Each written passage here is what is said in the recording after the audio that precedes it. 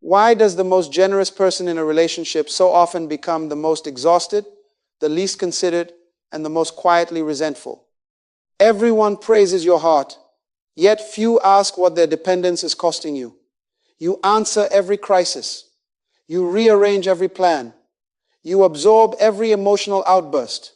Then, on the rare occasion you cannot help, guilt enters the room before anyone even speaks. Something is wrong with that pattern. But kindness is not the problem. This is not an argument against compassion, sacrifice, service, or generosity. Those qualities are precious. They strengthen families, restore people, and make meaningful contribution possible. The danger begins when a generous heart is placed inside an ungoverned life. Generosity without purpose becomes reaction. Generosity without limits becomes depletion. Generosity without self-government eventually becomes resentment.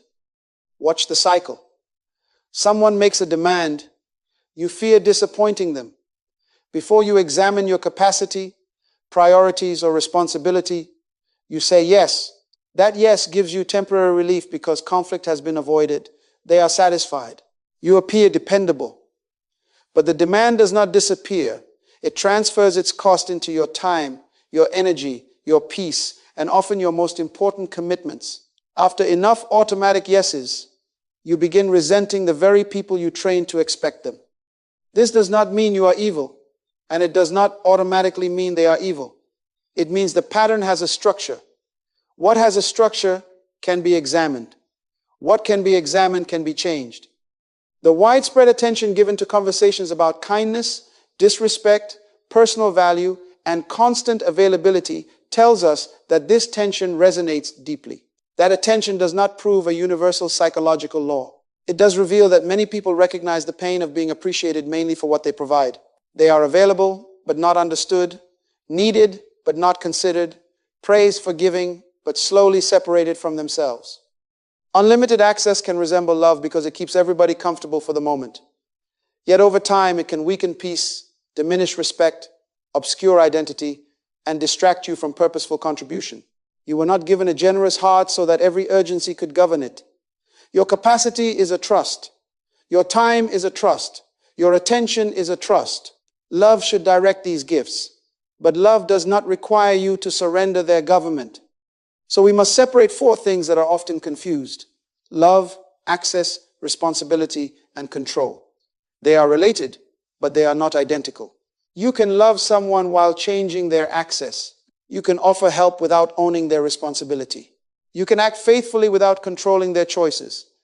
And once those distinctions become clear, they can become practical language, peaceful decisions, and consistent action. The question then is not simply, am I loving too much? The deeper question is this: have you mistaken love for unlimited availability and called the resulting exhaustion virtue? The answer is not that you love too much. The answer is that four different categories have collapsed into one.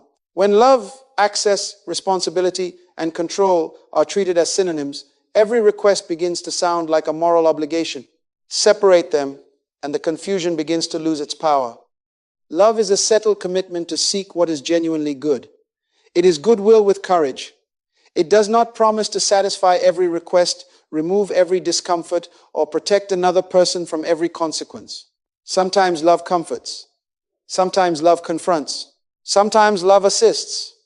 And sometimes it refuses to participate in what would deepen disorder. Immediate relief is not always genuine good, and disappointment is not always evidence that love has failed. Access is different. Access is permission.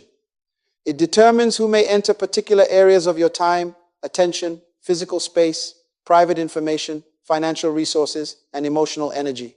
Because access is permission, it can be graduated. It can be conditional. It can be revised when conduct changes or capacity becomes limited. Think of your life as a house. Caring about someone does not require giving that person every key. They may be welcome in one room but not another. They may be invited at an appropriate time but not entitled to enter at every hour. Love concerns the posture of your heart. Access concerns the permissions of your life. Confusing the two turns affection into entitlement. Responsibility must also be returned to its proper place. Responsibility is the duty attached to your role, your commitments, your conduct, and any repair you genuinely owe. It is not ownership of every problem you are capable of touching. Ability does not automatically create assignment. Awareness does not automatically create obligation.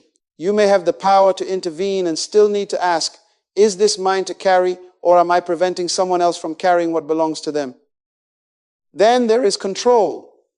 Control is the attempt to secure another person's choices, feelings, maturity, or response.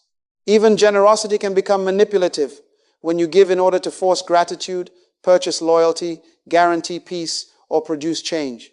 If your kindness secretly demands a particular response, it is no longer only a gift.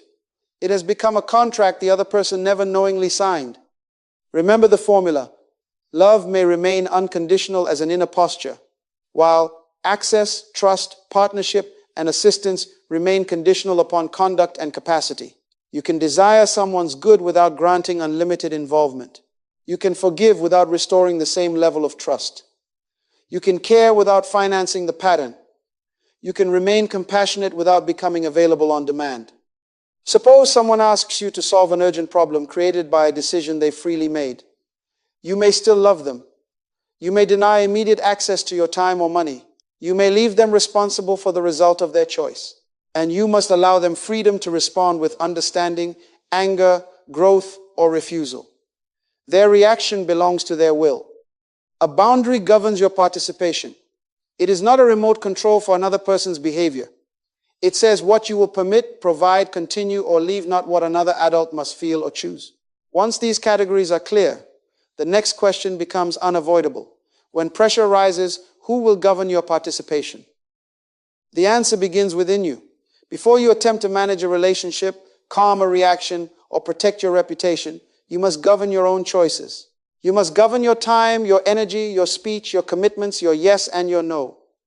If you surrender that authority, someone else's urgency will exercise it for you. This is the first work of leadership. Recurring leadership teaching emphasizes self-government, purpose, service, character, vision, and influence, not titles, domination, or the power to command people. Leadership begins when your conduct comes under principle. It begins when your decisions answer to purpose instead of pressure. And that kind of leadership is required in ordinary relationships, because anyone who cannot govern a calendar, a promise, or an emotional reaction will eventually be governed by the loudest demand. Kingdom boundaries are not weapons for punishing difficult people. They are laws of stewardship. They direct your personal resources toward legitimate responsibility and purposeful service. They determine what you will do, what you will permit, what you will fund, what you will discuss, and what conduct you will remain present for. They bring your participation under truthful government. Control speaks a different language. Control says, you must change, you must agree. You must respond the way I demand. Self-government says, you are free to choose and I am responsible for how I participate. One tries to rule another person's will. The other accepts authority over one's own conduct. That distinction is not coldness, it is character. Consider a well-governed city. Its walls do not prove hatred of everyone outside them, and its gates do not exist to prevent every exchange. The city protects what has been entrusted to it so that welcome can be ordered, trade can continue, responsibilities can be fulfilled, and life within it can remain sustainable. A city without gates cannot decide what enters, what leaves, or what threatens its purpose. Openness without government does not produce hospitality for long, it produces disorder. Your life also contains entrusted resources. Your strength is limited. Your attention can be directed. Your commitments occupy real space. Boundaries help you preserve these resources, not merely for comfort, but for contribution. Stewardship does not mean arranging life so that nothing costs you. Some assignments are costly. Service may inconvenience you. Love may require patience, sacrifice, and courage. But rightful cost must be connected to conviction, responsibility, and purpose, not extracted by fear, guilt, or the need to keep everyone pleased. Perhaps pressure explains why you complied before. Perhaps you learned that disagreement was dangerous. Availability earned approval, or refusal invited misunderstanding. That history deserves honesty, not shame. But explanation is not permanent government. The next response still belongs to you. Pause before the automatic answer. Ask what you are responsible for, what capacity you actually possess, and what purpose this request serves. Then choose deliberately. If you do not govern your generosity, urgency, guilt, and expectation will govern it. And once generosity is governed, you can finally examine the evidence. What has your unguarded pattern already consumed in your time, energy, trust, and purpose? The evidence is rarely dramatic at first. It appears as a tired body, a crowded week, a delayed obligation, a financial strain, or a decision you keep avoiding because your strength has already been spent elsewhere. The agreement looked free when you made it. It was not. Every yes allocates something finite, even when no invoice is visible. This does not reduce love to a transaction. It restores honesty to stewardship. Generosity is freely given, but it still draws from real accounts. Examine 5 of them. Your physical and emotional energy, your calendar and attention, your financial resources, your primary responsibilities, and your long-term purpose. When one account is repeatedly withdrawn from without discernment, another responsibility eventually goes unpaid. You rescue one person from another crisis, but arrive depleted for your children. You accept an interruption, but neglect work you already promised to complete. You provide money again, but postpone a legitimate need. You absorb another exhausting conversation, but sacrifice the rest required to think clearly. You keep delaying a necessary decision because maintaining temporary peace consumes the courage needed to make it. The hidden yes always becomes a visible cost somewhere else. Repeated availability also teaches a relationship, even when nobody announces the lesson. Urgency learns that it will receive immediate attention. Disrespect learns that it can retain access. Irresponsibility learns that consequences may be softened by someone else's sacrifice. You may never intend to teach these lessons, but patterns are instructed by repetition. What you consistently accommodate becomes part of what the relationship expects. This is why intention must be separated from impact. You may intend peace while helping dependency grow. You may intend loyalty while concealing a truth that needs to be spoken. You may intend help while postponing the moment when another person accepts ownership. A loving intention deserves respect, but it does not exempt the result from examination. Mature generosity asks not only, did I mean well, but also, what is this pattern producing? Now consider resentment.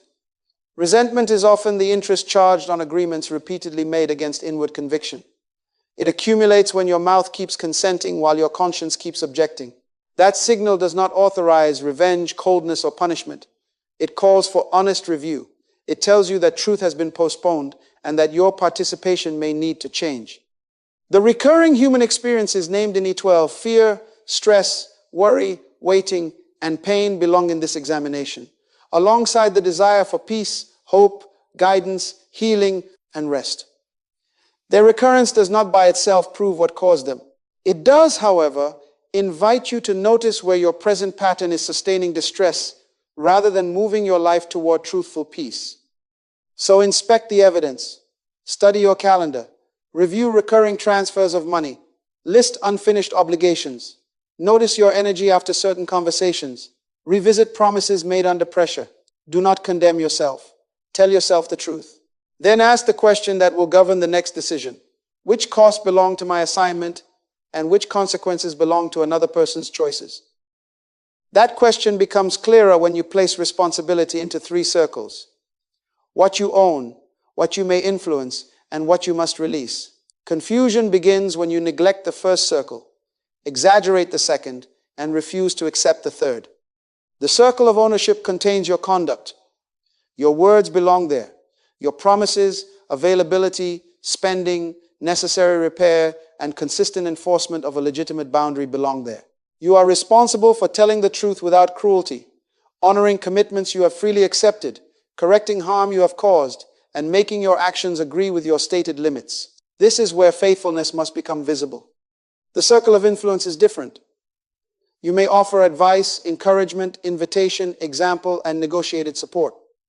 You can explain what you see. You can invite a wiser decision.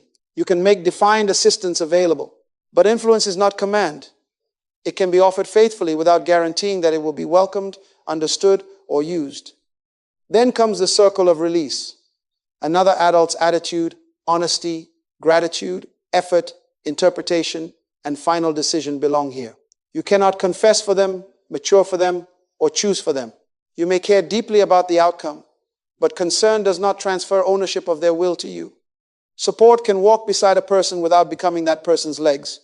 It can steady, encourage, and accompany. It must not repeatedly replace decisions, effort, or accountability that belong to the one being helped. Carrying a person through a genuine crisis is not the same as carrying what they continually refuse to carry. Imagine a family member who has repeatedly paid bills created by another adult's choices. After examining the pattern, the giver stops making automatic payments. Instead, they offer one defined form of assistance this time, help create a workable plan, and state what they will not finance again. The decision maker remains free to follow the plan or reject it. The resulting consequences remain attached to that decision. Love has not disappeared. Participation has changed. This principle is not abandonment. Duties toward dependence, genuine emergencies, legal obligations, and roles you have explicitly accepted require context-sensitive judgment. A parent's responsibility differs from a friend's optional assistance. An urgent danger differs from a recurring demand. A lawful duty differs from pressure dressed as duty. Boundaries do not erase responsibility. They locate it accurately. Before intervening, ask, is this mine by role or promise, available to me as optional service, or being transferred to me through fear and pressure? Answer soberly. Own what is yours completely. Offer what is optional deliberately. Release what belongs to another person courageously. And release one more thing, the demand to be understood, thanked, or approved. If your peace depends on their applause, their reaction still governs you. You are accountable for faithful love, not for controlling the response faithful love receives. Once ownership is clear, the harder question appears. Is this help strengthening responsibility or protecting the pattern that keeps producing the crisis? Help is not measured only by the pain it removes. It must also be measured by the pattern it produces. Receiving assistance is not weakness, and offering assistance is not automatically enabling. People need support. Genuine burdens sometimes require shared strength. The issue is the form of the help, the frequency of the help, the conditions surrounding it, and the consequences repeatedly removed by it. Look for 5 indicators. First, the same preventable crisis keeps returning. Second, you are investing more effort than the person who owns the problem. Third, assistance continues immediately after disrespect. Fourth, promises of change are made, but broken promises never alter future access. Fifth, your intervention repeatedly removes the ordinary responsibility attached to another person's conduct. One incident may not establish a pattern. Repetition reveals what isolated moments can conceal. This is the difference between relief and restoration. Relief reduces immediate pressure. Restoration may include relief, but it also moves a person toward truth, participation, repair, greater capacity, or changed conduct. Relief asks, how can this discomfort end now? Restoration asks, what must become different so that this pattern does not keep demanding rescue? Consider the workplace. A colleague repeatedly neglects assigned tasks, and you complete them to protect the deadline. The project survives. The immediate pressure disappears. Yet if this becomes your regular response, the ownership problem remains hidden. The colleague avoids accountability, and your own energy is consumed. You have protected the deadline while perhaps protecting the disorder that endangered it. Consider a relationship in which insults appear whenever disagreement begins. You remain in the conversation and call it patience. But patience does not require continued exposure to contempt. If access remains unchanged after every insult, the pattern may learn that disrespect carries no relational cost. Ending the present conversation is not hatred. It is truthful participation. Discussion may continue when respect returns. Before you help, apply 3 tests. Does this serve a genuine need or merely relieve my guilt? Does this increase the other person's responsible participation? Can I provide it without violating an existing duty or making another agreement that I do not honestly have the capacity to keep? These questions expose whether generosity is serving restoration or purchasing temporary emotional peace. A loving no does not say, I refuse to care about you. It says, I refuse to cooperate with what is harming responsibility, truth, or this relationship. But do not swing from constant rescue to automatic rejection. The response must fit the pattern, the risk, your role, and your available capacity. A modest limit may be sufficient. Defined assistance may remain appropriate. Serious danger may require firmer distance. Discernment rejects both total rescue and careless cutoff. Once you can name the pattern, you must decide what participation will change. Insight without expression preserves the old arrangement. The next act of stewardship is to turn sober judgment into calm words and make your conduct agree with them. Clarity must now become conduct. Use a 5-part sequence. Identify the value, name the behavior, state the limit, declare your action, and follow through without repeated argument. Value explains what you are protecting. Behavior identifies the condition that must change. The limit defines what you will no longer permit or provide. Your action states what you will do if the condition continues. Follow through makes the words credible. Keep the language brief. Over-explaining often turns a settled decision into an invitation for negotiation. You begin defending every detail, seeking approval for your own stewardship, and spending more energy explaining the boundary than living it. You may clarify once. You do not have to argue until another person agrees. Understanding is desirable, agreement is not required. When verbal disrespect occurs, say, I care about this relationship, and I will not remain in a conversation where I'm insulted. If it happens, I will end the conversation, and we can try again later. Notice the structure. Care is affirmed. The behavior is named. Your action is clear. You have not demanded that the other person become respectful. You have stated the condition under which you will participate. For availability, say, I cannot respond immediately or be available at every hour. Send the request, and I will answer when I have capacity. This is not indifference. It is honest management of time and attention. Your delay may disappoint someone, but false availability eventually disappoints everyone whose legitimate commitments you cannot keep. For practical or financial assistance, say, I am willing to help in this defined way, but I will not take over the responsibility or continue funding the same unresolved pattern. Defined help preserves generosity. Refusing takeover preserves ownership. You are not closing your heart. You are changing the form of your participation. A boundary is not a threat. A threat is designed to frighten another person into obedience. Do what I want, or I will make you suffer. A boundary communicates self-government. You may choose your conduct, and I will choose what I continue, permit, or leave. One seeks control, the other protects integrity and safety. Not every situation requires complete separation.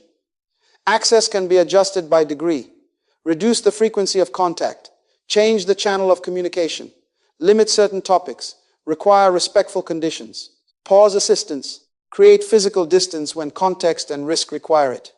The appropriate limit should match the evidence, not the intensity of the moment. Do not announce an action you cannot or will not take. If you say the conversation will end after an insult, end it. If you say you will answer when capacity permits, do not abandon your schedule at the first expression of urgency. If you define the assistance, do not quietly expand it under pressure. A sentence without follow-through remains a request. Enforcement is the moment the boundary becomes real. This is not permission to confront serious abuse, coercion, threats, or danger alone. Such conditions may require outside support, professional guidance, emergency help, or stronger protective action instead of a private, scripted conversation. Say only what you mean. Do what you said. Remain calm enough to preserve care and firm enough to preserve truth. But prepare yourself. Clarity does not guarantee immediate approval. What will you do when the new limit is questioned, misunderstood, or tested? The first reaction to your boundary is not the final verdict on its morality. When an established pattern changes, discomfort is predictable. What is unfamiliar may feel wrong simply because compliance was familiar, rewarded, or woven into your identity. You were the one who answered, rescued, provided, listened, absorbed, and repaired. When you stop performing that function automatically, the silence inside you may sound like guilt. Do not mistake every painful feeling for a command to return. Learn to distinguish conviction from conditioned guilt. Conviction identifies a genuine violation of truth, love, duty, or character. It is specific. It shows you what requires acknowledgement, correction, or repair. Conditioned guilt may appear merely because someone is disappointed, access has changed, or you are no longer receiving approval for compliance. Conviction says, you acted wrongly, make it right. Conditioned guilt says someone is unhappy, surrender immediately. Those are not the same message. Resistance can take many forms. A person may bargain, repeat the request, accuse you of selfishness, make sudden promises, withdraw into silence, express anger, or involve others in the disagreement. These responses do not prove malicious intent, and they do not prove your boundary is sound. They reveal that the change matters. Evaluate the limit itself, not the volume surrounding it. Ask, is it truthful? Is it proportionate to the pattern? Does it respect my actual role and responsibility? Does it protect legitimate safety? Was it expressed clearly? Am I applying it consistently rather than using it selectively to punish? If the answer exposes pride, cruelty, avoidance, or neglected duty, correct the boundary. Self-government includes correction. But if the limit survives honest review, opposition alone is not a reason to abandon it. Listen without automatically surrendering. New information may reveal a responsibility you overlooked, a consequence you did not anticipate, or a wiser form of participation. Adjustment can be strength. Yet another person's distress does not, by itself, decide the moral question. Compassion hears pain. Stewardship still examines truth. There may also be grief. Some relationships were sustained largely by the function you performed: rescuer, provider, constant audience, or container for ungoverned emotion. When that function changes, the relationship's actual strength may become visible. That discovery can hurt. It can bring fear, stress, worry, waiting, and pain before it brings greater peace, hope, guidance, healing, or rest. Do not invent certainty about the outcome. Walk honestly through the process. Persistence is quiet discipline. Repeat the limit without adding a new defense each time. Reduce unnecessary explanation. Tolerate temporary misunderstanding. Seek wise support. After sufficient time, review what the boundary is producing in your conduct, responsibilities, safety, and peace. Peaceful love is not passive endurance. It is goodwill that does not surrender truth, safety, responsibility, or purpose. Discomfort proves that something is changing. It does not automatically prove that you are doing wrong. The choice now is whether guilt will return you to automatic rescue, or whether generosity will finally remain governed when approval disappears. That is the resolution of the paradox. You were never exhausted because love itself was too abundant. You became exhausted when love was assigned work. It was never designed to perform, granting unlimited access, guaranteeing outcomes, securing approval, and carrying choices that belong to another person.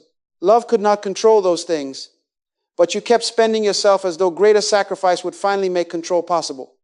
Remember the governing formula: keep love, govern access, own responsibility, release control, keep compassion in your posture. Govern who receives your time, energy, resources, and presence. Fulfill what genuinely belongs to your role and commitments. Then release another person's decisions, reactions, and consequences. This is kingdom generosity. Love brought under purpose, character, and self-government. Now practice it. First, clarify the value you are protecting. Is it safety, truth, family responsibility, health, promised work, financial stewardship, or necessary rest? Second, audit the recurring cost. Identify what this pattern repeatedly consumes. Third, classify the matter. What do you own? What may you influence? And what must you release? Fourth, choose a limit proportionate to the evidence. Do not use a war where a smaller adjustment will serve. And do not use a weak suggestion where serious protection is required. Fifth, prepare one sentence that states what will change in your participation. Sixth, act consistently when the familiar pressure returns. Seventh, review the result without betraying yourself. Correct what is unwise, but do not abandon what is truthful merely to recover approval. Choose one recurring pattern. Do not attempt to reconstruct every relationship in one emotional burst. Urgency can distort boundaries just as surely as fear can delay them. Select one place where your automatic participation has become unsustainable. Decide what governed generosity will look like there. One pattern, One sentence, one action. Then observe the next 7 days. What changed in your calendar? What happened to your energy? Which responsibilities were fulfilled because you stopped surrendering their time? Did pressure increase when immediate access disappeared? Did you follow through? Or did guilt rewrite the agreement? Did the other person begin taking greater responsibility or simply intensify the demand? Let observable conduct teach you what emotion alone cannot. Stop purchasing temporary peace with permanent depletion. Start practicing the truthful peace that can survive another person's disappointment.